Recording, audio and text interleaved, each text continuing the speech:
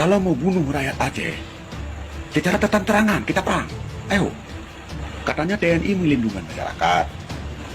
Polisi pun melindungi masyarakat. Sedangkan kami orang Aceh ini, damai saja MOU tinggi saja belum selesai. Apa mau kalian? Orang Aceh pergi tanah merantau kalian bunuh. Kalian siksa.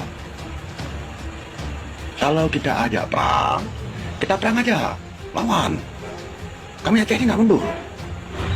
Saya bilang kepada Bapak Presiden Jokowi yang terhormat, Kapolri, kepala Katam, kepala itu, jenderal-jenderal, walaga jenderal itu yang Jakarta itu. Kalau mau bunuh rakyat Aceh, secara terang-terangan kita perang. Ayo, ajak perang kita lawan.